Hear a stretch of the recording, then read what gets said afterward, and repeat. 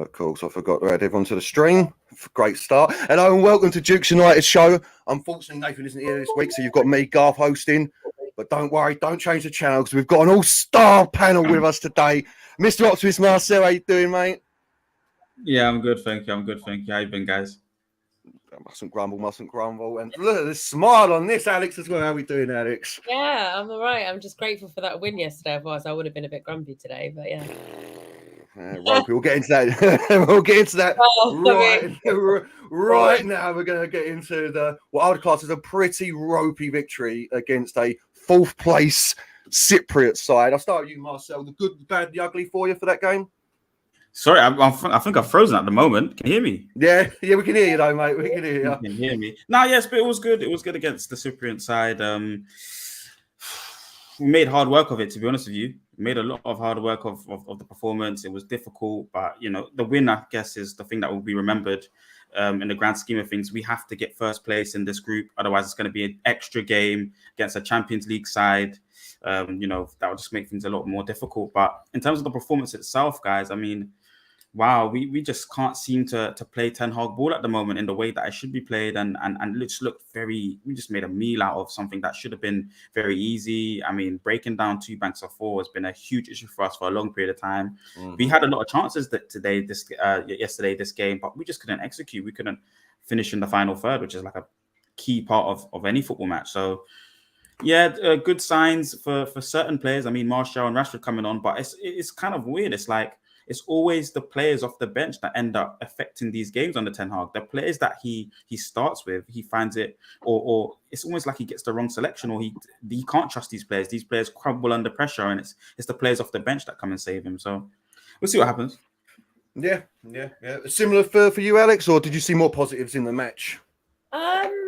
Yes and no. Like, in terms of positives for me, were definitely like Martial, like ice cold Martial. I was looking at the stats and stuff for him, and I was like, yes, I hope this is a sign of things to come, because like when he's good, he's really good. And I think we need him back in the team. I think that the bad things are for me is that we just can't control a game. Our midfield is just like, I don't know. There's just something that's not working there today.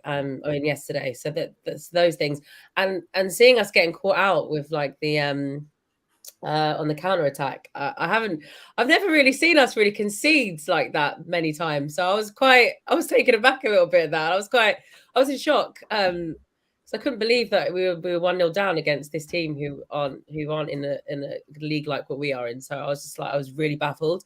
But there were a few positives. I think that I just need Bruno to just be a little bit more precise with his crosses and stuff like that. Like when you saw him connect with Rashford and that goal happened, it's like those are the moments you're like, yes, this is what he can do.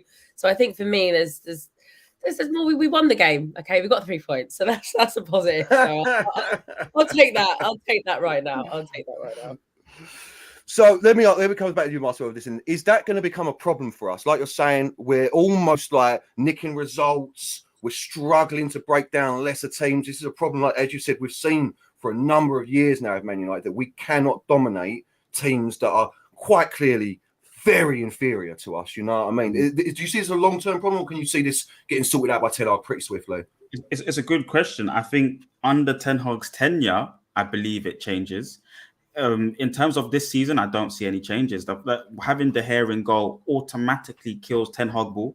So you're going to have that issue the longer David De Gea stays in goal. And then, we haven't seen us play, on the halfway line yet. So that's another feature. Once you see those kind of 2 clear features of the team, maybe De Gea leaving and us playing on the halfway line, then you could say, okay, yeah, we can now progress to working on breaking down banks of 4 consistently.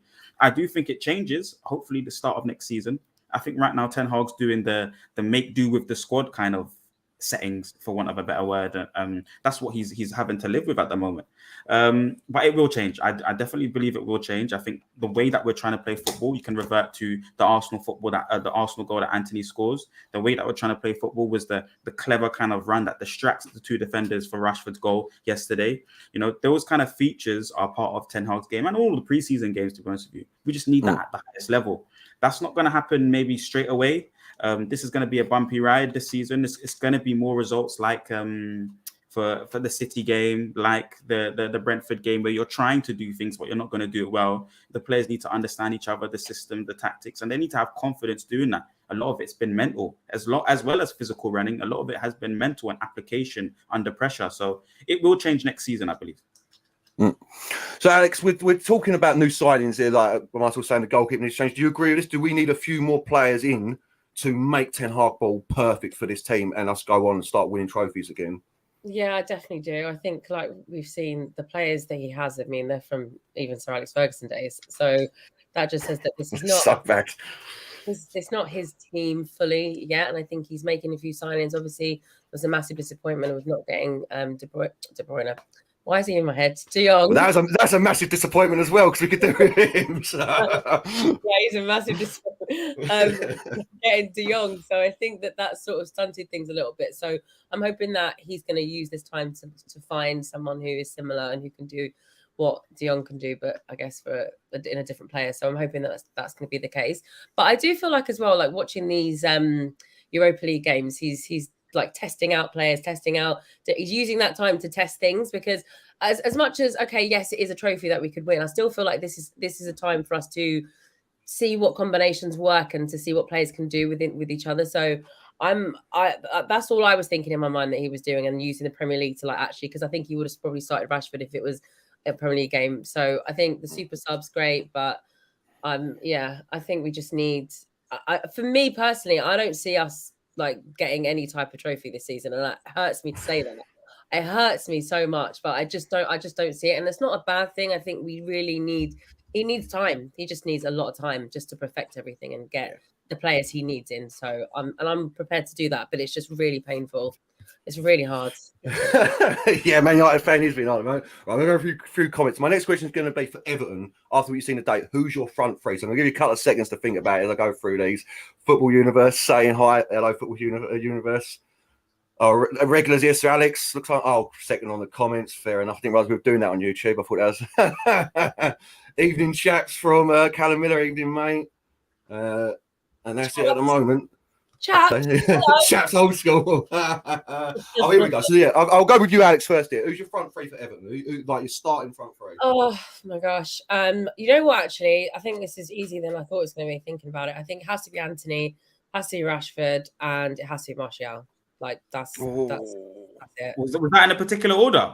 Because you had Rashford in the middle there. Or was that yeah, I would put Rashford in the middle, because I think that, like, what Ten Hag ball, he likes to, like, if you watched the game against City, right? Sometimes you see Anthony was on the left and you see Sancho was on the right, and then they would interchange. And I think when I've watched his teams before, that's what he likes to do. So I don't particularly mind Rashford like being a striker in the front. I think it's fine, because he can always like revert, and then they can always cross over and do bits of magic here and there. So I think that starting three for me is what I'd like to see anyway. You with that, Marcel, or are you a little bit different? 100% correct, Gav. I would just change it over though. I would maybe put Martial through the centre, Rashford on the left. I think Rashford scores a lot more goals for us on that left-hand side, and I think he's going to be the one to push Sancho to the next level. And then Martial in that through the middle, just, he really is good. He's classy, link-up play. And I think, he was wasted on the right when we've seen him. He did have an effect against Liverpool. I think Liverpool-Arsenal on the right when he comes off his cameo. But yesterday on the right, it just looked like he was out the game then. As soon as he went to the right, he was out the game. Through the middle, doubling up with Ronaldo just looked fantastic. So he needs to play down the middle. So then we're moving on to Sancho here, Marcel. Is he not in trouble, let's say, but is he fighting for his place in this team now? Is he going to have to up his game to cement that starting spot?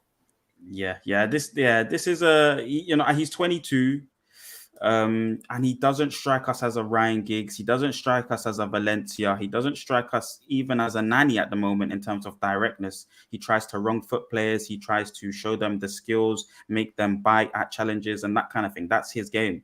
So he doesn't have that directness, whereas Rashford is clear. He has a little bit of what Sancho has in terms of wrong footing and 1v1 ability, plus the elite directness. Plus, there was a moment yesterday where he just kicks the ball past the defender and runs onto it. I don't see Sancho do that enough.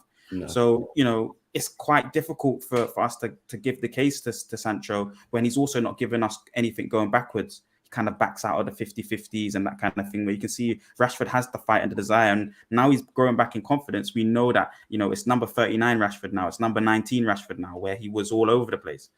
Sancho, we know he's got the world-class ability. It's just he's not, you know, he just doesn't show us enough of it at the moment. And if fitness, I don't know if it's the way, I don't know what it is, but he just needs to get right, and I think that will push him. Rashford will definitely push him because he wants to. He's competing for the same England spot. To be honest with you, yeah, that's a fair shout. Alex, do we agree with big Benzema here? Rashford getting back to his old self. We're starting to see signs of a rejuvenation from him. I think so. I think just watching him on the pitch, his desire and just hunger at the moment just seems like it's like the old Rashford. And I was looking at stats as well. I think that he's on like the same amount of like goals and assists that he had like for the first like 9 games than when he started playing for like the whole of last season. So, and he's come back from an injury. So I think that's pretty telling. And he's on 97 goals. So I'm hoping that we can see him get to 100. I think it's definitely possible for this season to see him get to 100 and probably more. So I hope he scores more than 3. Well, yeah. Definitely more. We will definitely want more. I just feel like there's definitely hope there. He seems to be really working on his body, working on his fitness. I think there's going to be games where he may not be amazing, but as long as like they're not consistent and the consistency is him having better games and scoring and doing his bit, then I think he's definitely back. Throwaway comment here. Let's be honest, Ten Hag isn't the manager for Manchester United. I mean, Paul Pogba's brother. I think you got that one wrong, Marcel. Do we agree here? Do we not agree? Strongly disagree. I mean, in terms of, you know, there was a really good interview on the debate. I believe the show is that Gary Neville does, and he speaks to Paul Scholes, and Paul Scholes kind of has a similar sentiment to Paul Pogba's brother, in the sense that we don't play the style of football that Ten Hag's trying to play. You know, that it's more about substance than style, is what Scholes was trying to say. I might be misquoting him, but he's just saying that this style of football is not the Man United way. So I can agree with those people that might have that kind of sentiment, and I can understand where he's coming from in that. I just think the modern game requires the style of football Ten Hag's trying to play, especially if you want to win it at the highest level. If you want to win Champions League football, if you want to win Premier League football now, especially looking over the last 5 or 6 years, it's this style of football's maybe hybrid and changed a little bit, which Ten Hag would have to do to be able to survive in this league. It's this style of football. He's going in the right direction. So I think he is the right man for Manchester United. It's just the process is a cultural shift. The process is a philosophy shift from what we've always been. So it's going to take time. Yeah, I couldn't agree more with that. I presume, Alex, you're on the same wavelength here? Yeah, 100%. I feel like, because who else is there? Like, who's the other man for the job then? And I think even if you're looking at Pochettino versus Ten Hag, I still feel like Ten Hag edges it over Pochettino right now. And I think you can see what this guy's trying to do. I find him to be really meticulous. I know that he's had a couple of mishaps with like the 4-0s losing to the City. I mean, that was kind of we've got that next. Exactly. So I don't want to say too much, but I feel like he's the right man for the job. And like Marcel was saying, in terms of like the modern game and the way it's changed, he's the man that understands it, and he can take us to the next level, and he's going to bring in players. It's just because we just don't have the players right now that work, and he's slowly trying to do that. So we just have to be patient. As painful, as tough as it is, we just have to be patient. Trust the process. Trust the process. So, Alex, I'm going to stick with you then. Talking of Man City, obviously, we all saw the demolition of Manchester United on that derby day. I'm going to come at it a little bit different for you. If you could change one thing, one tactic, one position, would there be one thing that you think could have changed that result for us against Man City, or are they just inevitable? I mean, they're definitely inevitable. However, I feel like if I've wanted us to start Casemiro, I think that him and McTominay starting, I think in that double should have had a double pivot like that. I think that potentially could have been a game changer for us. It's super hard because they just that team. When I think about the fact that Edison had like more complete passes and more touches on the ball than our players in the first half, that is just shocking. So I think in that sense, you're looking at it like belief. It's more like a sense of the occasion. I don't know what they were so fearful of. It's not like there were so many City fans like there in the stadium anyways, most of our fans. So it's like maybe that is a thing as well for them. They're just feeling a little bit, the occasion got to them. I don't know, because it was night and day from the team that we saw playing against Arsenal. So I was just really stumped. But I think that's probably what I would have changed. I would have put on, because what's the point of having Casemiro if we're just going to leave him on the bench. Like, Yeah, I agree entirely with that. makes With me wonder. Casemiro. Can I just add on? Can I just add on that Yeah, of quickly? course, man. Yeah, of course. So the common belief is that they don't have fans. They have a lot of fans. Yeah, no, I know they And, do. and we can't take them lightly anymore, Alex. I can't lie. They are serious. I was there at the game. Yeah. No, Oh, how was that? How was that for you then? I say that in jest because one of my friends is a Man City fan, so I was getting all these videos and I was seeing everything. So I say that just to wind them up if they're watching. Yeah. But, The way that the stadium split up is in like tiers. So and that's normal, but it's like there's only a small, minute section, and then left and right of you, you've got hooligans on each side. So it's very intimidating. And I think for the players, like you said, I agree with you wholeheartedly. If there's anything I could change, I would want them to have instilled into them permanently Jose Mourinho-ology. Just stink up the game, be horrible. That's what you kind of need to do against them because they are kind of inevitable. And right now, we're not playing the full flight Ten Hag ball that's confident in playing your system, trying to impose your game and be dominant in the game. So they're very, very well oiled right now. They are very confident in what they're doing, the positions they have to be in, how they have to be in them. They have trust in each other to play these high quality, low percentage passes. And I will definitely be there for you at the end of that low percentage pass. So it looks like it's going to be odds on that it will be a correct pass. So they were just so seamless. Everything, the movement for Foden's goal is seamless because at the back post, which he should have been at, is KDB. They just simply switched and he took up the near post. And now between centre backs, there's not going to be that communication in 0.1 seconds because they do it just automatic like clockwork. So they're on a different level, but Man United, we were very nervous. We were in our shell, and that is not what you want. Mourinho, no matter who it is, he will set you up in a way that is like, well, we're just going to stay here today, and it will be 0-0. That's fine by us. But they had a carnival atmosphere. They were celebrating. The whole stadium was rocking. It's like they knew it was a 6-0 game. They knew they were going to score 6 goals today, and that kind of we started with kickoff. We had kickoff, but they had 5 block shots after 2 minutes. It's just those little mental things. It's just those little mental things in the game of football that we just are not there yet as men. We weren't playing like brave into the occasion, and they're on a different bracket, unfortunately.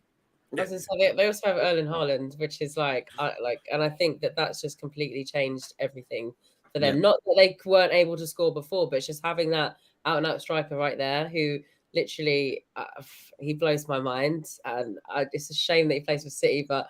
What a player. I can't believe what I'm seeing week in, week out. It's just it's why I love football so much, to be honest.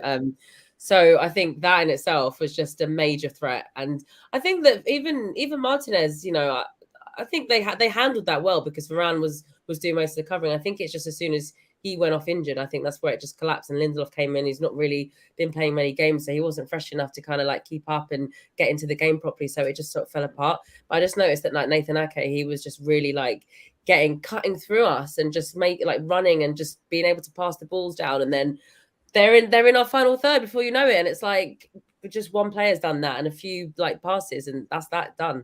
So I think those things were really, really scary. But that's Erling Haaland is scary, and I agree with Gabriel Booker. Just look at him in the changing room.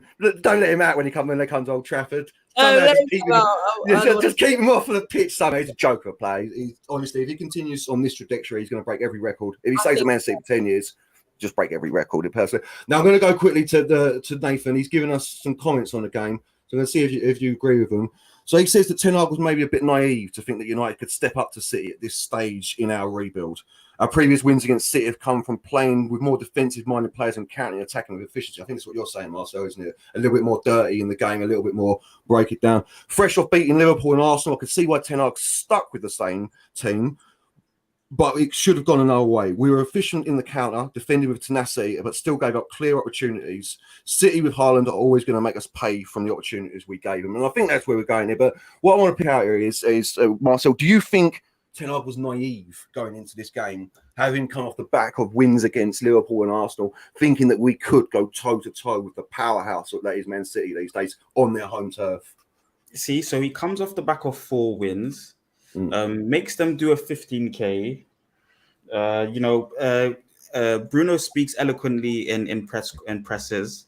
I don't know. I think and every single time he sets up the team, they weren't letting him down for the last 4 games. But I don't know, he's in a really, really peculiar position. It's very hard the job that he has to do right now. These players have come off their worst season ever. So I think the best thing for him was to do was maybe play full strength side and let the players see, well, this is the caliber that we need to go to. And he said it perfectly. He reduced the 6-3 mauling to a thank you for the lesson, because now he tried to play them toe for toe and gun for gun, and this is what's happened. So now he can see, okay, well, this is when we try and play full strength and express ourselves how I want them to play. Okay, they failed in this moment. Now I need better players. Now I can improve here and there, instead of reducing yourself, which he's had to do anyway. Because I feel like he is still not playing not Ten Hag ball. He's mixing it a little bit with Ole ball, with this counter-attacking style, and playing a little bit further back because he doesn't have the goalkeeper. And so I think he done the best thing that he could have done, and I think he's almost turned it into the best thing he could have as well. So, but he is naive, and he's been that way. Brentford, he was naive. Brighton, he was naive. But this is his first season in the league, and he has to go through this process. He has to be able to be the one to make mistakes. I think that's in its own small way, the board backing him. He has to be able to make wrong signings. He has to be able to go out and make these kind of mistakes in his first season. All the greats have done it. All of them. Yeah. Pep and Klopp have done that in their first season, had bad losses, and they finished 6th and 3rd accordingly. So hopefully this will bode well for him. Alex, we've got King Eric here saying that it was very naive. Arsenal were better than us, and I've seen another one in the comments saying they played us off the park, which I don't agree with entirely. Ten Hag should have known that. Do you agree with the comment, and Marcel, that there was naivety there, but the lesson was learnt quickly, and you can see like he learns every time something happens? You know what I mean? Or do you think it's just straight? He's got to sort this out immediately. Do you know what? I don't want to say he's naive, because I think that I don't really like that word in a sense, because he comes across as a really meticulous manager, and I think that he had 2 weeks to like really sit down and do some research and do some work and prep for this game. So like him being naive, I get it, what people are saying, but I think that I don't think so. I think that he just didn't make the right choices. I think he had a game plan in his mind, and he thought that was going to work from his research, from what he had seen, and it just didn't work. And so he had to see that play out for him to now know, okay, well, this is what I need to do differently. And that's the kind of thing that I don't mind. I mean, yes, him doing, we know that, and you can kind of be like, okay, it is City. They are pretty much, so they're well structured, well organized, well run. I mean, Pep does a great job. So I think that and even for Pep, like, he's made mistakes, and you can forgive that, because obviously you learn, and I think you learn from them. And that's what I'm saying. That's what I was saying to a lot of like United fans who are really gutted. I think obviously we're always gutted for a derby when we lose, but I think that's what comes from losses is like the learning lessons and what to do next and how to fix it and how to be better. And I think that that's what he's just gonna work from. In terms of Arsenal, that game, yeah, you could say that they played us off the park. I mean, that's just people's opinions, isn't it? But like I always say, that the stats are really matter, or the shots on target, we had more. The goals at the end of the day, we had more. So that for me, that's the game done. It's done. Over. Well, off the back of that Man City mauling, there was a lot of talk from Twitter, from the press, where that Ten Hag disrespected Cristiano Ronaldo. The man's feeling disrespected. So we've got Nathan with his comments on this. So we'll just go through them quickly, and then we'll come back to both of you and see if you agree with what he's saying. So Nathan's going with that Ten Hag was right not to bring CR7 on when already 4-0 down. That would have been disrespectful. However, Cristiano Ronaldo does need to come to terms with the fact that he's no longer the first name on the team sheet. It happens to all the greats. If he can just humble himself at this stage of his career, we could have a Cavani-type situation where he can be a great squad player for us. Marcel, do you think Cristiano Ronaldo was disrespected by not being brought on against Man City? Or do you agree with Nathan that it would have been disrespectful to bring him on 4-0 down and try and like throw him into that mix? So to be honest with you, guys, I just think it's as simple as the decision was the correct decision. The player that does come on the pitch scores 2 goals. So it's justified, regardless of, disrespect or respect. He's a player for Manchester United, and ultimately, no player for me, we've been saying it all summer, is above this club. So if you're not selected by my manager, the only way I can maybe, have any sort of complaint or some sort of, disregard for the decision is the fact that it didn't work out. If, for example, Martial gets a red or he misses the penalty, doesn't score 2 goals, then I could say, that's a fair argument to say, why didn't you make another selection? Well, when you've put the player on and he plays as well as he does, maybe one of the best players on our team. For the little cameo that he does, he looked like one of the best players on the pitch for our side.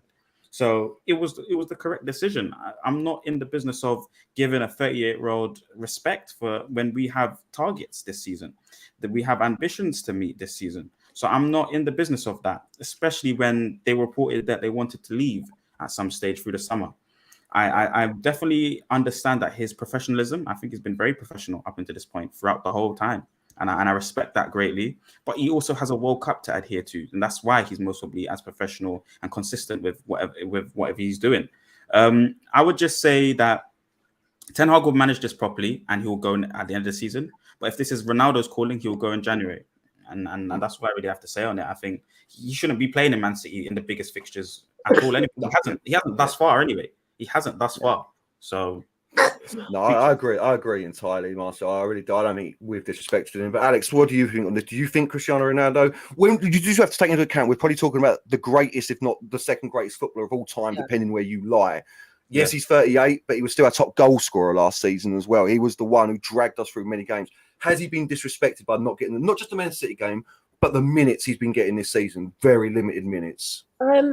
I don't think so. I think that it's like a few things I was thinking about is that it depends on how you look at the comments, because I think some people have taken it one way, some people have taken another. The way I looked at it was like he was saying, he didn't want to disrespect him to bring him on, and that's like at 4-0, and then have him be the savior and have him have to work hard and do stuff to create the goal. So I thought that's what he was saying. I didn't take it as, do you know what I mean? Some people have taken it they're taking it in different ways. Sorry, what were you saying before that? I've lost my Was it disrespectful? Is it disrespectful to Ronaldo not getting the minutes that he thinks he deserves this year? Yeah, and so no, and also just throughout the season, I think that we've seen why it's worked with the players that we've selected, and I think we needed to get those games where we've got the 3 points, and having those 4 games where we won, back to back. I think it was important to have that for the team. Ronaldo's got the glory. He's got goals. He needs to just understand he's a squad player at the same time. And I think he knows that it's a results-driven business. So it's like we have to make sure that we are like doing, as Marcel said, like, getting those results. So having him then disrupt that balance, I think would have been a bit too much. And that's what the manager has to do. It's a tough job. And Ronaldo should know that. So if he wants to leave in January, I'm cool with that. If you want to stay, I'm cool with that. It's like it's all for the good of the club, really, and it's all for the good of the team. So if he wants to stay and be a super sub, I'm happy for that too. Like, he just needs to make up his mind. But as far as the most amazing super sub, yes. I know he would be, but I think as far as it's like whatever the manager says, it can't be player rules again. I don't want to see this anymore. Like, it has to be what Ten Hag says because he's the boss. That's it. Well, see, there's Jackson Pollock. Always nice to have a famous artist in there again. Jackson, he's saying Ten Hag didn't respect Ronaldo, but some of the fans are. You may think I'm about disrespecting that, and with what I'm going to say, because King Eric's saying like he was good. Here we go. Here it is. King Eric. Sorry. Ronaldo was good against Ammonia. He just couldn't find the net. For me, and I don't know if you two agree with this, the thing that you're talking about here, Alex, where everything's going through him and he's the star man, was well on display against Ammonia, where he was trying to get a 700 goal. 3-2 up with Rashford playing that ball across, 1 goal lead, instead of just burying it. I was fuming with that, So for me, I personally think that it's time for Ronaldo to leave. He doesn't fit our system. He's just a star name who doesn't work in this team, I think. But I don't know. Do you agree with this, Marcel? Nah, you said it. Do you think it's time for him to go? You said it perfectly. I mean, he doesn't work in this team. And I think at his age anyway, you have to kind of play to that player's strengths if you're going to play this kind of Ronaldo at this stage. He's just not 26 anymore. He's just not 27. And for me, naturally, he's a winger anyway. So yes, he's world class and or not even world class. It's like Ronaldo, Messi class. And that is outside of tactical instruction. So regardless, you play him, he's going to affect the games. But right now, at this stage of his career, he needs players to work around him. I keep pointing towards Portugal's side. That's how their system works. They play to his strengths and they play and work around him. You have to do that now. Manchester United Football Club, and especially Ten Hag, is not going to play a system for one player. It's a very ambidextrous kind of squad, and you're able to attack through both sides.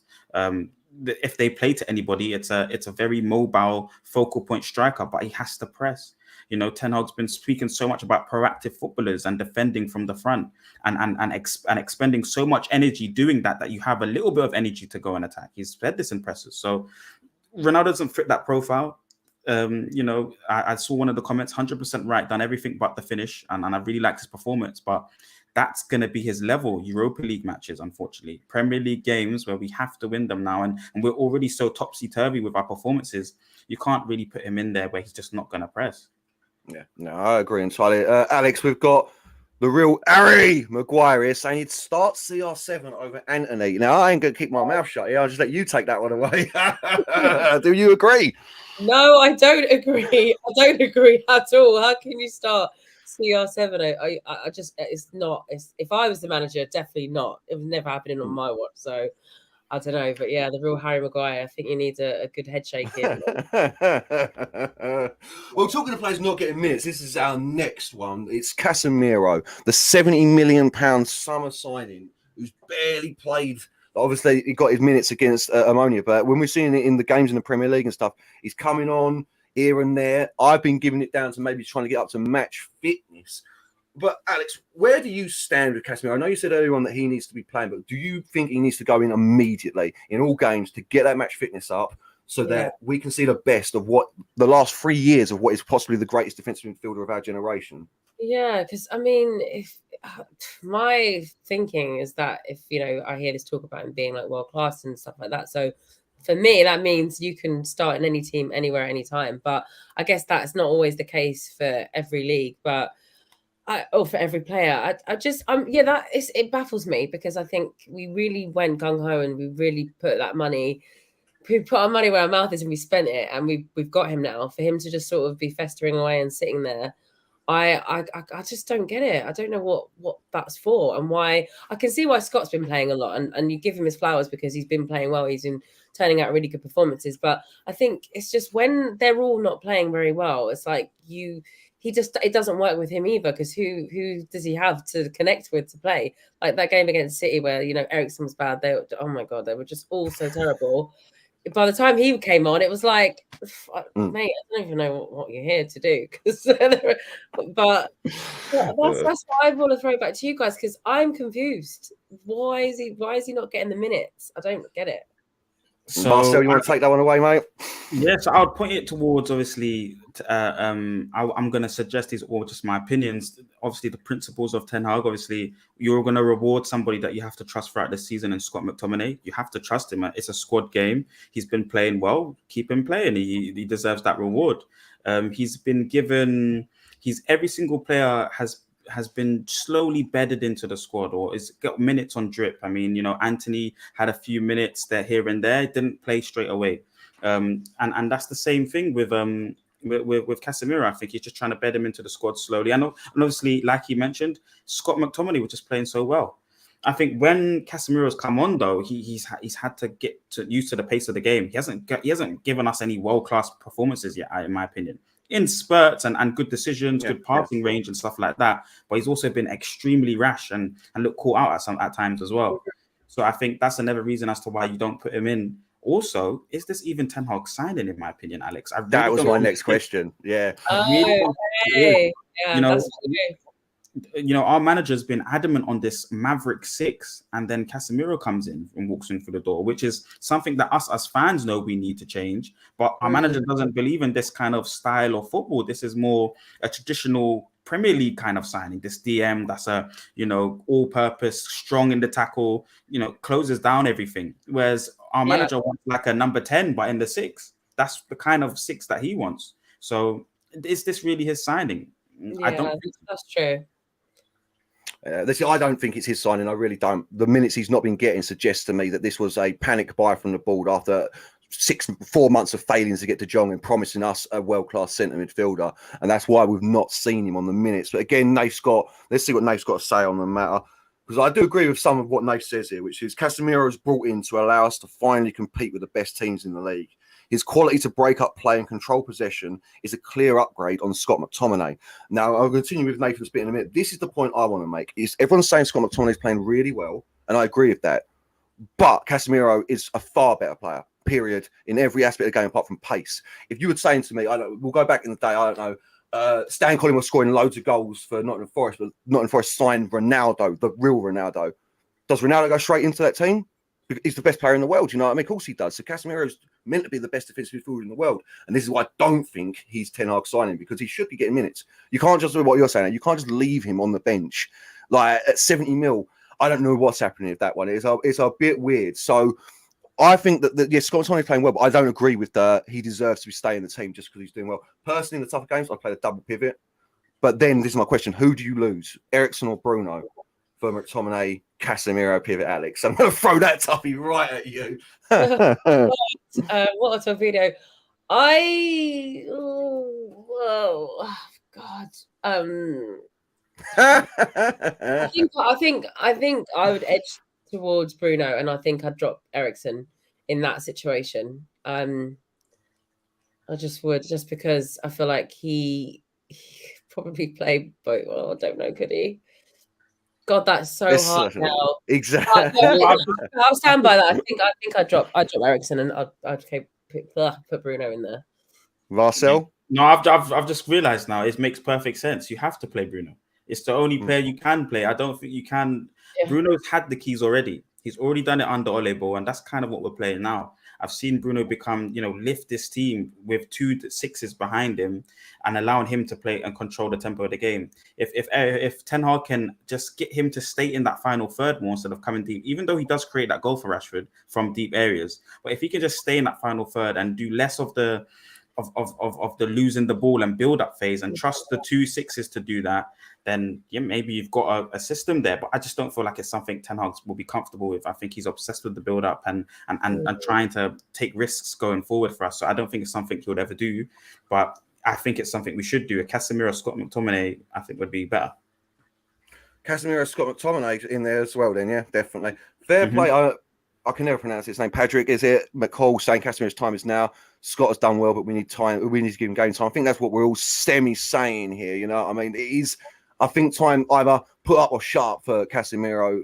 And I don't see how you can get away with not playing a £70 million signing. I know we're one of the biggest clubs in the world, but that is still, I mean, what is that for us? Our all-time top signing? Third? It's up there, isn't it? You know what I mean? We're going to get in a Bruno. Sorry, I was going to add to that because I was like, even though, we're talking about Anthony's just straight in there. Like, Anthony has been playing on the right, like, for every game since he's, like, the Arsenal game, straight away. Is it? Yeah, he did. He played straight away for the Arsenal game, started. Yeah. Scored, and then he played in Europa League. So he's played ever since he's joined us, straight away. So I'm like, is that youth? Is that, it's just, that's a Ten Hag signing, clearly. So it's like, right, clearly. Trust you so you can play. Because then that's made sort of Sancho kind of have to think, well, where's my place? But yeah, so I just wanted to add that bit. That's all. No, it's 100. This is why the more you dig into this question, the more you start realizing that this clearly wasn't a Ten Hag system. It's a player who doesn't suit a Ten Hag signing. It's a player who doesn't suit his system. It's a player who, the style of player, he doesn't like to sign either, really, which is 30-plus players. He likes to get them, mold them to his system, etc., etc. He's not getting the minutes. We've just been, like, clearly in my mind and in a few people in the chat as well, it's not a Ten Hag signing. King Eric was saying. You think about it in that respect, right? And how we were talking about where we want United to go. We wanted this manager to be the be all and end all and have the say. The fact that the behind the scenes guys are then taking upon themselves to make these signings, I don't like that. To me is not. That's not what they said that they were going to do moving forwards. Do you know what I'm saying? So they're just basically going to cost us again another season because they're rash and they're not thinking clearly. So that's really annoying. So Marcel, the other thing I was, if it is a business signing from upstairs and that money that we could have spent, I'm not saying we would have done, but could have spent on De Jong, January or the summer is now gone. Would that be a real bad situation for you? The board is still making these decisions, even though, like Alex was saying, Ten Hag was promised free reign. Yeah, so you're 100% right there, Garth and Alex. We're kind of in a system, and that's why I'm saying Ten Hag's job is so hard, because he's also battling things internally. He's still battling the Glazonomics, and we understand those as fans so well, throughout the course of years, and we're starting to learn more things about our side, the board, the decisions that they make, window by window. I think that's how we got to judge it, though, because Ten Hag is obviously proven to be very astute, very clever in the market right now, especially with the Eredivisie, his knowledge of the Eredivisie. He's been able to select one or two good players. I think Malacia still has to come into his own. We've seen 2 bad performances in a row now, but he looks good, and then obviously Martinez, I think in terms of passing through the thirds, has been a revelation. I don't think there's been a better centre back in the league that's consistently just breaking lines with passes. Yes, there's a height issue there, but he's looked very good. He hasn't looked out of his depth completely anyway. So there's a few Dutch talent there that he's able to get hold of. And in the same way, I think after maybe 2 or 3 seasons, he'll be able to pick the best English talent or the best talent in our league, similar to what he's done there. So if we can still do astute, clever business, small business that the likes of Liverpool were doing at the beginning of their Klopp era, it could bode well for us still. It's just those big marquee signings. I think Man United are always going to want to hold on to those. We're going to expect the likes of a Jude Bellingham for 150 next season or a Harry Kane for 150 next season. It's just what Man United are going to do. But in terms of those clever signings that are going to fit the pieces of the parcel, the Ibrahim Sangares, Gakpo again during the winter. These are small signings that I think Man United would be happy to trust Ten Hag with. But the big marquee signings, I think Man United and the Glazonomics will still want to hold on to. Yeah, it does mean I'm just going to pretty bring this up. It's a little off topic, but I'm going to have to shout someone out. Not one person thought we wasn't getting De Jong. I was flip flapping. I was very adamant. Yeah. After the believe in it. Yeah, but I have to give the shout out to Steve K, our transfer guru, because he was adamant he was never coming all through the transfer window. He was like, it ain't happening. I don't know where all these rumors are coming from. So we're gonna switch up. Then we started talking about Bruno. There is a small but vocal contingent within the Manchester United fan base that, out of nowhere, for me personally, has started attacking Bruno Fernandez. Apparently, giving the ball away too much. He's not proactive enough on the pitch. He doesn't bring enough to the team. Marcel, I'm going to start with you on this one because I know he's a big favourite of yours. Do you agree with any of this about Bruno? Does he need to bring more to his game? So we are in a weird position right now because don't get me wrong, his game, there's a massive gap between what he wants to do in his mind and his ability to execute it. I'm not going to dispute that. He's my favourite player in the club. I've seen him prove so, like, he's played out of his skin under Ole when he first came in, but right now he needs to taper his game and needs to do less of what he's doing. Just turn down the volume a little bit, for want of a better word. He's very rash and he needs to hone that in, and Ten Hag will drill that into him. But for us to now, he's clearly the captain of the club. I've been saying it all summer that he should be captain. He definitely did, yep. And he's grown into that role. And like I said, I could just tell he was going to be that guy. No one else can do it. So I don't know why we're not trying to support our captain.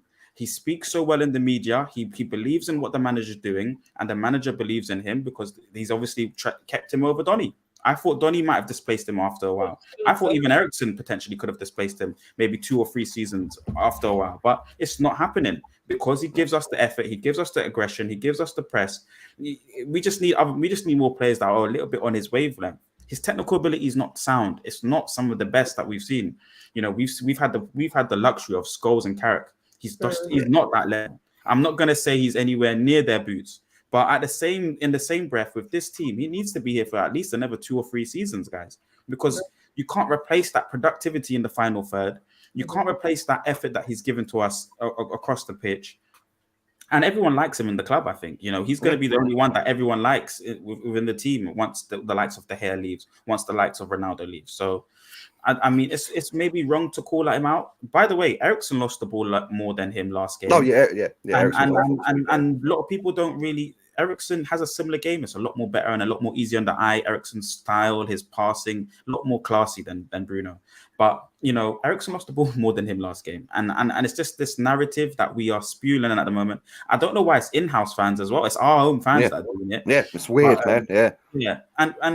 But I do understand that he was not a big game player before this season. He never turned up in big games before previously. It was only... I can't even remember one that he turned up before last season. But this season, against Arsenal and against Liverpool, he was there. So, the tide is changing for Bruno, and I want to see more from him. Yeah, you see, Alex, this is what I'm talking about. In our chat now, here we go. Clarice Starwell. All right, how's Hannibal doing? Bruno, I'm done with him.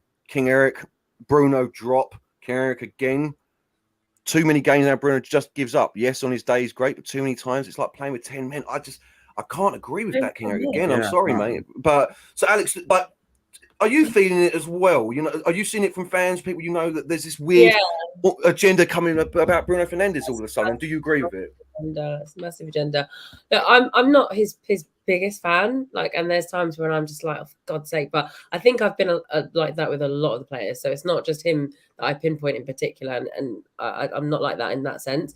I think I really appreciate Bruno. I prefer him to play than to not have him play. When he's not playing, I'm like, why is he not here? And I think Bruno's polarizing because I think eye test wise, when you look at him, you think, what are you doing? Like all these hero shots, like things that don't work, or you see things. But when he does connect and he has those moments, you're like, wow, this is why you're in the team, or this is why you do what you do, and you're in the position that you're in because he can make things happen. But I think sometimes it's few and far between. But that's what, when you have a good coach like Ten Hag, that is when that coach is going to come along and finesse and hone those skills from that player. So I think that there's moments where I'm starting to see it a lot, but I think that it just needs to like improve a bit more. But I don't have this hatred that I don't look at him like how people see him. I just think, what's wrong with you? If you actually look at, and it's not just all about GA and all that kind of stuff, but if you actually look at the things that he's been able to do and produce since he's arrived in the Premier League, I mean,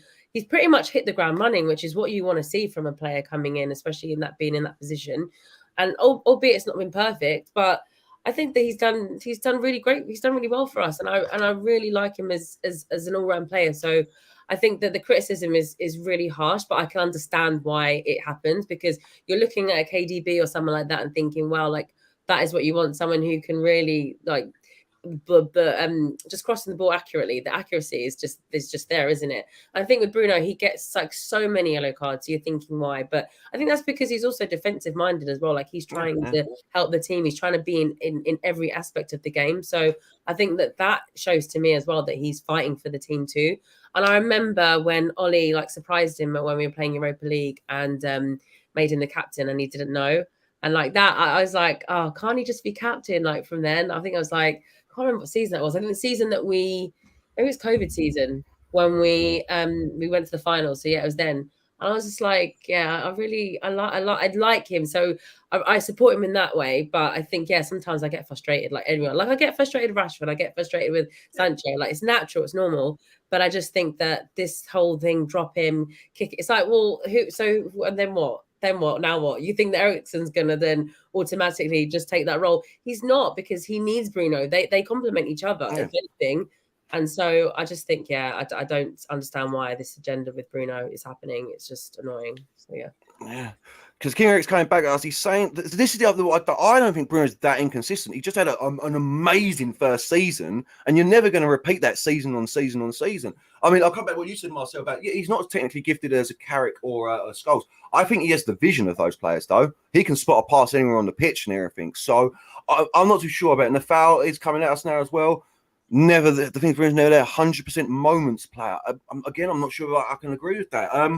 Has some good moments, but just never puts in a great performance. I think you were saying that about the big games, Marcel, but I've seen some fantastic performances from Bruno from my eyes, and I was adamantly against him being captain. I was adamantly against it, but he's proven me completely wrong. Marcel, and I didn't realize you were on that same page, Alex. You two were clearly well ahead of me on that one, so I didn't think he'd be able to temper the reason you talk about the yellow cards, his tenacity down to really have a calm presence. But he's done, I mean, they should strip Harry. I know he's basically stripped anyway, but they should do that officially at a ceremony or something. You know what I mean? Just strip him of that captaincy and give it to Bruno, in my opinion.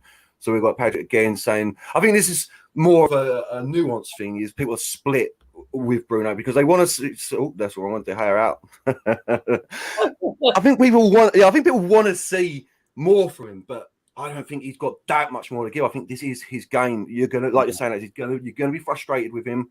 You just got to understand that this is how he plays. You know what I mean? But Marcel, come back. You wouldn't drop him. Period. There's like no way at the moment you would drop him. Move Eriksen up there. Play the Casemiro McTominay pivot. That's a really good question. You know, that's actually a very, very good question. Do you know why? Because a lot of people say he has to be dropped at times. Like he does too much for us, and he's a bit manic. And sometimes we want him to cool down, turn it down a little bit. just give him a little break, 2 or 3 games dropped, and you've got the likes of Eriksen that can come in and do what he does, maybe a bit more tempo, a bit more relaxed, retain the possession more instead of always trying to force it. So there is times where I think you do need to drop him. I think as soon as we took him off the field against Ammonia last game, Martial came alive in the 10. And he wasn't really in the 10. It was. I felt like it was more of a 4-2-4. But just that 10 space being available to another player and them occupying it and going into the pockets, it just looked a bit fresh, a bit different. So I think there is times where Bruno must be dropped. But right now, that kind of character, tenacity, and Rashford's bringing it back now. So yes, there will be times where you have to drop him because Rashford will do it. It looks like now Rashford's ready to press 2 and 3 players higher up the pitch.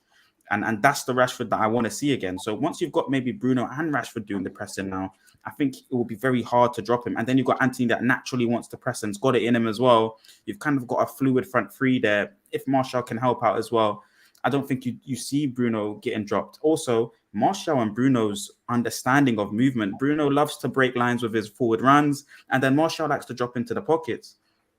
Bruno also has this very, very good connection with Rashford in terms of these long passes. He's done it against Spurs yesterday. Yeah. He does it all the time with Rashford. Rashford knows to go. So it's just a clear tactic. Bruno's perfect for the team right now. Yes, when we're playing the top level Ten Hag ball, I don't think he's the 10 that you want. So I do understand him having to go maybe after 2 or 3 seasons. But and even Manchester United 10s, we've had Rooney, Dennis Law, we've had world-class 10s way above his technical ability. I do understand that. But right now in this stage, I think he'll win a trophy with us for sure. Put it that way. So same for you, Alex. You wouldn't drop him for the McTominay, Casemiro, Eriksen triangle. She's thinking about it. No, do you know what? I think it goes back to when he was saying he got burnt out because he was playing so many games and that he needed a rest. I think he was saying that last season. So I think mentally it's a strain, isn't it? And even if you look at like Liverpool, what they're going through right now, I'm sure that mentally they've played at such a high level. It's like now it's like, wow, they need a break. So I think it is a good thing for him to sit some games out, especially like if we're playing an Ammonia. Surely we don't need Bruno. Surely we don't need a double pivot as well in that game. So I think that we can sacrifice like a few players just to kind of see what those combinations look like without, and give him a bit of a break as well. So I think that definitely he can be dropped for some games for sure. So what you're saying there, you're going more opposite to what Marcel was saying. You drop him for the lesser games, keep him for the more important games, yeah? I'd keep him for the important games. I think it's whether or not you'd play him and Eriksen. So I think that it depends on who you're playing against. So for example, if we're playing against City, I probably would have had a double pivot with McTominay and I would have had Casemiro, and then I would have had Bruno, and then I would have taken Eriksen out probably for that game. So it's just things like that. Then maybe, let's say against Everton, maybe we wouldn't have him in there, and then you'd have like Martial, and then you'd have Eriksen, and maybe to have it like that. Or against Nottingham Forest, like stuff like that. Maybe he's not needed, or he can come on as a super sub. So yeah, I think Nathan was getting itchy about what he has to say about. I was just coming to it, Nathan. I promise you, mate. I was just getting everyone else's comments out of the way, so you could be the last man. The final point. Yeah. So here it is. Nathan on Bruno Fernandez is. Let me just bring it up again. Is this Bruno Fernandez is the world's elite when it comes to attacking output. His goals and assists are comparable to any world player. You need that kind of player in your team, especially if playing with a central attacking midfielder. Bruno does not have many weaknesses to his game, but there is one that is a real problem. His ball retention is very poor. He gives the ball away under no pressure far too often. This may be the reason why he does not always start for the Portuguese national team. If United are working toward becoming a possession-based team, Bruno will need to improve this part of his game. So this is what I was saving it for, to come back to you now. Do we think that Bruno can improve his game and become a possession-based player, Marcel? I don't know. I actually don't know. I want him to be, yes. I want it to happen because I know that his productivity in the final third, his urgency to play line breaking passes is so paramount that if you get that with the maturity and the comfortableness and the calmness of it needs to be recycled, it needs to go out the other way. If he can learn Ten Hag's system intimately and really study it, that 10 area or that 10 space is so important for recycling and everything. So, hopefully, yes. I'm going to say yes. I like that. I think he can as well. He's still young enough to get in there. But if he can't, Alex, do we agree with Paul James here? Do you think he's asking? Do you think we should buy a proper number 10, summer or January? You know what I mean? Is that shall I say, something we need right now? I don't think it's something we need right now. I think that he can be coached under Ten Hag. I think he can take instruction. And I think, like Marcel and I were saying before, him having the captaincy armband is really giving him that sense of pride and that sense of wanting to do well and play well. So I don't really think that that's a position that we need to really think about right now. So, yeah, I totally disagree with that. Can I just say... Sorry, yeah, go on, Marcel. No, sorry, Garth. Can I just say, proper number 10s are dead, by the way. I mean, Messi, you know, the Messi number 10, the Ronaldinho number 10, Diego Maradona number 10, that kind of formed that position, it's dead. You know, Liverpool play a functional midfield. They have one job, which is to proliferate chances for their front three. Man City play 2 8s, and they're both 10s. They occupy the 10 space together. They interchange positions. One person drives into the space. And Ten Hag ball, it has a 10, but he's kind of like an 8 as well at times. And we saw that against Omnia, you know, sometimes it was Eriksen at top. So once they're playing full-flighted Ten Hag ball, it will be a change. It's just that when you have someone as good as Messi, when you have someone as good as Maradona, the game has to play through them. They're outside of tactical instruction. Get 2 6s behind them and let them conduct the game. Bruno's done it. So he is a proper 10. He's done it under Ole ball. I keep going back to it, but he came into the club and we put him in that proper 10 position and he played it. So he can be a proper 10. I just don't think proper 10 really benefits a team anymore because it's literally their game. They're playing a quarterback position with the front three. So you kind of want 2 8s nowadays. But there's no more 10s. The 10 thing's dead, unfortunately. Fair enough. So let me ask you this back onto Nathan's point, Alex. I personally don't think his ball retention is a major issue. But a lot of people do. Do you believe it's his biggest downfall in his repertoire that he's got? I mean, it can be because if it means then, especially in that midfield area, that if he loses the ball and then the opposition gets it and then they run away and score a goal, then it definitely is. I think when I was looking at like major errors leading to goals, I don't think he has a high number, so it's not something to be particularly worried about at the moment, but.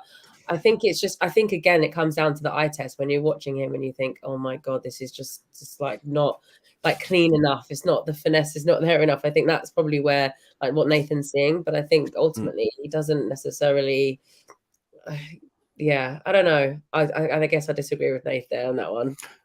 No, it's fair too as well because I personally don't think his ball retention is horrific. I think, like, yes, what Nathan said about he gives the ball away in soft areas too many times. I agree with that entirely. But I think he holds up the ball very well, and I agree with myself saying I think he is a number 10, like out and basic. That is. Oh, here we go now. Nathan's saying like he is a proper number 10. That is his best position. There's no two ways about it. That for me, I don't see him anywhere else on that pitch. I can't see him playing anywhere else. So not a proper number 10. He's a modern number 10, shall we say? You know what I mean? He isn't a Messi. He isn't he just isn't. This is the new style of football. You know what I mean? Them old formations, them old positions are gone. Just like half back and wing, like and them positions from back in the 50s are gone. So are modern, like what I used to call modern fullbacks, like just standard fullbacks. They're gone. You've got the inverted wing back now. You know what I mean? The goalkeeper's gone. We've now got the sweeper keeper. You've got to move with the times of these positions. And the modern 10 for me probably is Sancho. We've got Sancho. So the reason I say it is Fernandez. The reason I'm saying Sancho though is a couple of people in the comments suggesting that maybe Sancho through the middle as a number 10. Marcel, what are we thinking about that? Can you see that? He gives us everything going forward. I think his synergy, his fluency with if you put Sancho in the 10, Rashford, Martial, and Anthony, it looks very soft. It looks very fluid. It looks good. So you maybe want him there, but defensively, he's not going to give me what Bruno gives me. I don't think he has the defensive acumen. You know, he's not very clever defensively. And the 50-50s, the challenges. Sometimes you need the theatricals when you're playing. Sometimes you need someone to just win a foul theatrically. So he doesn't have the dark hearts and all those kind of things. He's more of a style player. You can risk that out in wide areas away from your goal, but in central areas where you're straight onto defenses and back fours, and you don't want that. So, but you do maybe play him, maybe 2 6s. It really is a thing of maybe if you got those 2 strong 6s, world-class 6s, I think you see Sancho in central areas, and he's done well for us. He's made assists. He comes off from that wide line into the central area and picks up a goal against Leicester. He's good. He is good from central areas, and it's a good shout. I just think, like we were saying before, the game nowadays it's hybrid tens. They're not really they're like tens and eights. They're not a complete focal point 10. And I think Sancho used to play 10, by the way, at youth academy level. I think so at Watford. Someone will have to tell me for sure in the comments, but I think he used to be a 10 at Watford before he got pushed out to wide areas because of those kind of things. His defensive acumen, for me, won't be there at the highest level. See, I didn't know that. This is the first time it's even struck me that he could play there. Alex, like, I'm feeling it. The way you just spoken about it, Marcel, I'm like, yeah, get that done, mate. I want to see that. That's 4 attackers just absolutely dominating defenses. Could you see Sancho, like, not just playing there, but actually being a valuable asset to our team, playing through the centre as a 10? You know what? At this moment in time, I think no, because I don't know what's going on with him as a player right now, because I feel like he's just really disappointing me lately. So it's hard for me now to be objective and to give you like my all, because I just him in terms of like you're saying, like 50-50 challenges and even just work rate for the ball. It's like, I just wonder, like, is he in there? Is he in it? So for me, I would just take him out of the equation right now and only like gradually build him in as and when. So I wouldn't even think about putting him as a number 10, because I just don't even think that would work. But yeah, I just can't see it for myself right now. No, that's fair. That is fair enough. This is the first time I thought about it. I won't lie. I've never seen it about that. But what I'm going to come to, no, I said it makes sense. Like what I'm going to come to now then is the way we've been talking. Is Sancho in danger of losing his place completely from his team and even transfer listed? Like, I don't want to go down there, but we'll start you, Alex, on this one, because the way we've been discussing Sancho today, we're all pretty adamant that his first team place is gone. We're all pretty disappointed in his performances this season. I'm not, obviously, listen, I don't want him to go. He's a magnificent player, but can you see him becoming a casualty of this system and as players supersede him in the starting lineup? Are you talking about, and especially you meaning like in terms of going, you think they'll put him on loan or something and make him? I just even that, yeah. I was going like, the problem with someone like Sancho is at 22, 23, you can't just keep him on the bench like we've done to Donny. It's very unfair, you know what I mean? And if he ain't going to work in the system, you don't want to play him. The moment you get your starters back, you're benching him. We can't have a £75 million asset on the bench at this age. I'm thinking England as well here. Can you see him becoming a casualty of this system and the players coming in above him? Do you know what? I can't see him becoming like a Donny figure, but there is potential for that to happen if he doesn't step up his game and if he doesn't like just. What I find so frustrating is just that he doesn't. I just don't see him running enough and putting in that effort.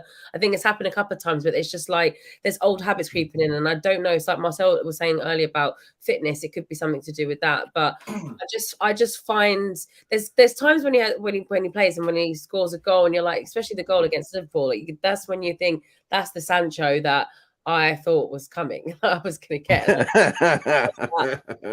week out, and you know, and especially you could go back to Dortmund, and then people will say, well, yeah, it's a Farmers League, all this kind of stuff. So then you're in the Prem. It is a different pace. It's a different set of players that he has to play against, but I still feel like the quality's there. I just feel like it's not consistent enough, and I just feel so disappointed. That's how I feel, and it's hard for me to see him progress right now. But of course there is. He's 22. He's got Ten Hag, and I'm sure the coaches around him are going to be pushing him, drilling him. I just think it's about fitness, and it's about him really putting in the work. I think he has to really put in the work for him to definitely have a place and keep Rashford out. That's essentially what he has to try and do right now, and even push Anthony out as well. That's what he needs to be fighting to do. So that's what I feel.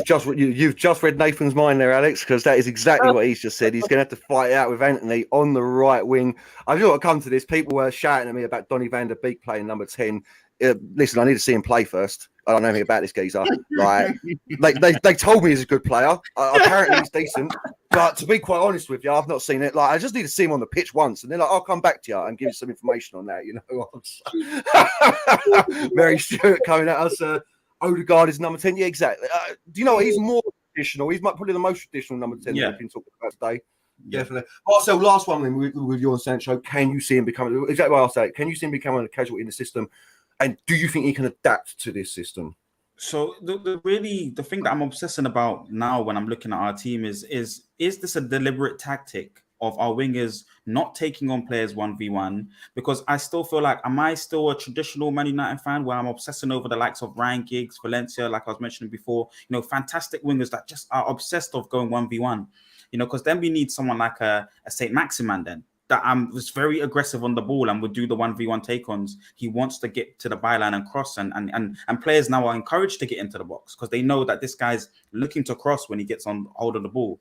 Or is this a thing where he wants to build into the second phase of the pitch, into the middle thirds? He wants to build in the final third, suffocate the opposition and play combinations. So, players have to go back and we're cycling out to the other side. And, I've seen that a lot. I've seen that through preseason where he's adamant, just pass the ball and go out the other way. So is that what we're struggling with here? Or is this a thing where the player doesn't have confidence? He's been struck off confidence for a little while now, but he's been scoring early. So I'm really just looking at our games and obsessing over what do our wingers need to do? What's their paramount instruction? Well, it's to give width to the whole team, firstly, which he is doing at times. He got subbed off, obviously, because he made a poor decision against Omina and gave a hospital pass to Malacia, but I don't know. I think he's gonna fall victim to it, especially when we got this type of Rashford that can play wide, can play backwards, can go forwards. Is a bit more aggressive. It's just showing a lot more, and then he's got his man on the other side. I agree with Nathan that he's gonna have to fight out on the right side because he has the best synergy with Delo. Through pre-season, it was brilliant. Sancho needs underlaps and overlaps. And Delo just understands where to be when Sancho has the football, similar to how Luke Shaw knows where to be when Rashford has the football. And that synergy does look well there. Rashford now, Shaw now looking like he'll start to come into his own now because he's got very, very stiff, strong competition with Malacia now. And I think Malacia will surpass him, but Sancho just looks out of place. It might end up being a Sancho in the 10, a Sancho in the false 9. He needs to compete against these guys. And we're getting Gakpo as well. Somebody that has lots more to his game that Sancho doesn't have. We've got Garnacho, Ahmed, Palestri as well. These guys are guys that can learn that side of the game with passing it backwards, but they're so adamant and very direct, aggressive on the ball going forwards and get beyond players. So until Sancho produces this elite creativity that I believe he has in him, by the way, and that's why I think we see him as a 10. We see him as a 10 because he has this elite creativity beyond lots of the players in our team. So it's going to be hard for him. It's a very long, and this hopefully brings the best out of him. Yeah. Alex, but taking it from Sancho, I was going to ask a quick question. How would you feel about James Maddison taking over Bruno, or because I'm just not me personally. It's just something that I've heard people that I know talk about and say that they when they're saying they don't like Bruno, they're like, oh, we prefer James Maddison in that role. But I don't know how I feel about that, really. I don't think. Yeah, I'm the same. Yeah, I'm they're so man, Marcel. What are you? Throw that in there.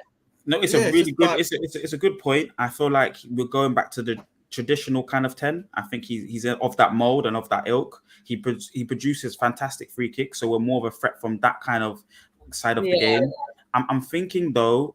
I'm saying Harry Kane because he can drop into the 10 space well, and then you still get the lines, the defensive runs, the line breaking runs, from Bruno. But that's because I'm a Bruno stan and I want Bruno to stay in the team. So I'm looking for players that can help get more out of his game. But if you're just saying Bruno out, Maddison in, he's a better player than Bruno in that 10, I think. Just in terms of what it requires, he's got all the passing range, he's got the skill, the link up a bit better. Maybe not the productivity in the final third like Bruno, but maybe in a better team like with Bruno, then maybe you get more productivity from Maddison. So I would say technically he's a better player. Where did you land on that in the end, Alex? No, I really don't know. For me, I wouldn't pick him, but just because I think I think the only thing that I was thinking, the free kicks, that is probably a lethal weapon right there. I mean, you see it with James Ward-Prowse at Southampton; it can just kill a game, and so that's a good feature. But I'm leaning with Marcel in the sense that if James Maddison was in a team that he had better players around him, like if he had an Eriksen, if he had even a Kane, and the players that we have, then that would probably work better for him, and his all-round game would change actually probably, and he'd rise to prominence. But just initially for me, when that was like when my friend was saying that, I was just thinking I don't see it. But that's why I just wanted to throw that in there. No, for me it's one of them ones. He's had a few good games and people are hyped about him. He's all right, but I'd rather see Sancho there. I'd rather see Donny van der Beek given a chance there. Bruno. There's a number of players that I think of before Maddison, 100%. Don't get me wrong, magnificent bowler. There is no two ways about it. But you mentioned it, James Ward-Prowse. I see him as just a little bit better version of James Ward-Prowse. That sort of player, you know what I mean? He can really impact the game. He really can. But I don't know. Listen, at Man United with the players you've got around it, of course, it will be absolutely amazing. You know, it could be amazing. Barry coming at us with, I'm like, can we rewind? Only if we can rewind back to Saturday, mate, so that we can go against Man City again, try and beat them. Otherwise, no, mate. Sorry there. Oh, Nathan's with you, Marcel. He's agreeing. So, yeah, and Rash saying, if we sold Sancho, it'd be like a Harry. No, it wouldn't for me because we could make some money on Sancho. Like we could still sell Sancho for 70 million in today's market. In my mind, Harry Maguire's going for a packet of crisps and a cab fare home, isn't he? So, you know, talking about Harry Maguire, he's come straight out to Maddison. Bad attitude. I don't know anything about that. It has to be said. Yeah, I don't know anything about that. Right, so this is the end of the show. I'm just going to quickly for the weekend. It's Everton 7:00 Sunday. Alex, what are you feeling? Big win. Smash them 7-1. Goals from everywhere. No, unfortunately, I don't see that. Yeah, I think it's going to be a tight game. To be frank, I think we could potentially sneak a 1-0, but I think it'll be quite tight. So yeah, well, that's something to look forward to, isn't it? Marcel, you confident? You're optimistic. Of course, you're optimistic, mate. But you confident for a big win against Everton? Confident and optimistic. I think 4-2 to Manchester United. I think it's going to be a lot of goals. It was very scrappy the last time we played them. 1-1 game, maybe the worst displays of football that we had that whole season, and it was a 1-1. You know, and we'd lost games last season. But they're you know, it's a test of character though as well. So I don't know why I'm going with 4-2, but it's because you know the last 3 away games, 8 goals conceded, or the last 2 away games, 8 goals conceded. So you know, alarming signs that we will concede. So that's why I'm going to give them 2 goals, and they're in a good vein of form. But that front three, if we play Martial, Rashford, and Anthony, they've all been in goal-scoring form. So I think all of them will pick up a goal, at least. And the midfield section as well, with Casemiro coming in, I think will give us some solidity. So I'm going to say 4-2. I think we have to win that game. It's so important. The next 3 games after that are all at home, where the fans can give us our confidence back, and hopefully we can see some more fluid football. But it's tough games. This is maybe the most winnable one in my mind. I mean, Newcastle next, Spurs are in there, and I can't remember the next one, but Newcastle and Spurs next. There are much higher, difficult tests. So I'm going to say 4-2 to Manchester United on Sunday. That's a big result. I'm confident as well. I'm going 4-1, 4-2. It has to. I'm going on positivity. It has to be. Everton haven't lost it in 6 games, though, someone was telling me. Like, they're on a reasonable run of form. Plus, I hate Frank Lampard. I just want to beat him. So... midfielders improved so much. Their players have improved so much. They've got, and also like Pickford as well as a goalkeeper. I mean, he could save penalties. He comes off his line, as we like to say, is the thing that we're missing out on. So I think that's just danger. And so, I mean, it remains to be seen if they can score goals like against us, against our defense. That's why I was thinking 1-0. But I really think it's going to be tight. And the way that we played lately, just. That is what is making me so reserved in my goal. If it's 4-2, trust me, I'll be screaming and running down the street. I'll be happy. Trust me. Yeah, we all will be. I've just realised that it was against all evidence, me and Marcel being well contrary. No, we're going to win 4-2, 4-0. All evidence suggests it's going to be a boring, dire 1-0, 1-1 game. You're right, because our form is not been great as well. Like, God damn. If Tony Marshall plays, I think he scores a goal. If Rashford plays, I also think he scores a goal. That's already 2 goals. We've played poorly in the back, and they have this massive kind of atmosphere similar to what Man City brought in that ground, in that tiny ground. It's very, very hostile. So that might be a problem in terms of the players, standing up to the occasion. But I think Tony Marshall will perform. I think Anthony will perform, and I think Rashford will perform, and they will score goals for us. It's about getting the ball to them. That's all. God, I'm excited again now. Thanks. Yeah, you got me excited as well, because I agree with Rashford. I wish I had your positivity, mate. You know what I mean? As an old man, I don't. It's gone. It left me years ago, positivity, you know what I mean? It's Alex saying the same thing. Not lost in 6. Pickford not letting in 4. To be fair, I'll just quickly before we do go finally, because we're going overtime. I don't see Pickford as that fantastic. I really don't. And finally, Nath, great show, guys. Right, so we have gone overtime. It's been a wonderful show. Thank you for both being here, helping me through it. Marcel, thank you very much, mate. You got any social anything you want to pump out? Let people know where you're at? I'm here, man. I'm good. I'm the same with social. It's always up there. So as long as everyone's following the shows that we're doing, then they'll pick up my stuff. But that's been really good today, guys, man. And hopefully I can do some more, man, going forward. Of course, next week, big games next week, so I'll be here. No, wonderful, Alex. Absolute pleasure. Thank you very much. You got any shouts? You want to do any socials where people can find you? No, just the same. I mean, it's just Twitter at Alex Talks Ball. If you just want to see me retweet stuff and just have my little opinion about what I think. I usually just have funny things that I find hilarious. My recent retweet about the Ronaldo goal, I thought was very funny. But anyway, I digress. I love that. I'm really funny. Can't see me on Twitter. You better live up to that now. There's going to be a lot of people looking for the jokes on there. It's not me. It's I just retweet other things that I find funny. That's all I do. Share it. Right. Well, thank you everyone for watching. Make sure you like and subscribe. I should have said that through the show. You know, I mean, share it with someone, even if you don't know them. Just share it. If the old Bluetooth's open on the bus or something, just share it about with people. You know what I mean? It's a nice little surprise. Everyone likes presents. You know what I mean? So, thanks very much. Stay safe and wash your hands, as the boys say. Peace out.